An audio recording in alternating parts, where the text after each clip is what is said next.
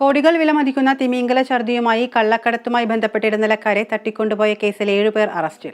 പ്രതികൾ സഞ്ചരിച്ച കാറുകളും കസ്റ്റഡിയിലെടുത്തു. കോഴിക്കോട് DCP അനൂജ് പലിവാളിന്റെ നേതൃത്വത്തിൽ നടത്തിയ അന്വേഷണത്തിലാണ് പ്രതികളെ പിടികൂടിയത്. ഒറ്റപ്പാലം സ്വദേശി മുഹമ്മദ് അഷ്ഫാഖ്, ചെർപ്പളശ്ശേരി സ്വദേശി മുഹമ്മദ് സാബിർ, പെരിന്തൽമണ്ണ താഴേക്കോട് മുഹമ്മദ് അജ്നാസ്, അമ്മിണിക്കാട് മുഹമ്മദ് റമീസ്, മേലാറ്റൂർ എടപ്പറ്റയിലെ മുഹമ്മദ് തസ്രീഫ്, പുത്തൻകുളത്തെ ഫായിസ് എന്നിവരെയാണ് പോലീസ് അറസ്റ്റ് ചെയ്തത്.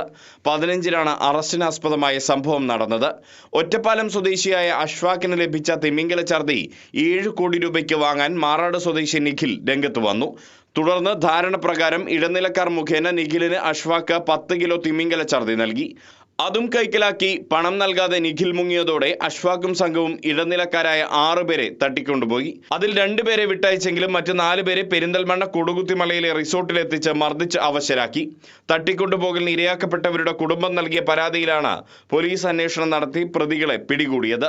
ഇൻഫർമേഷൻ കിട്ടിയ പ്രകാരം എംബർ ഗ്രീസിന്റെ കുറിച്ചാണ്. പക്ഷേ ഇൻവെസ്റ്റിഗേഷൻ ചെയ്യുമ്പോൾ മാത്രം നമുക്ക് തീർച്ചയായിട്ടും പറയാൻ പറ്റും.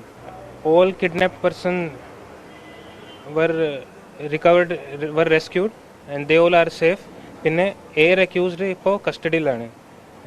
3 കാർ ഞങ്ങൾ സീസ് ചെയ്തിട്ടുണ്ട്. CCTV ദൃശ്യങ്ങളും ഫോൺ നമ്പറുകളും കേന്ദ്രീകരിച്ചായിരുന്നു പോലീസ് അന്വേഷണം.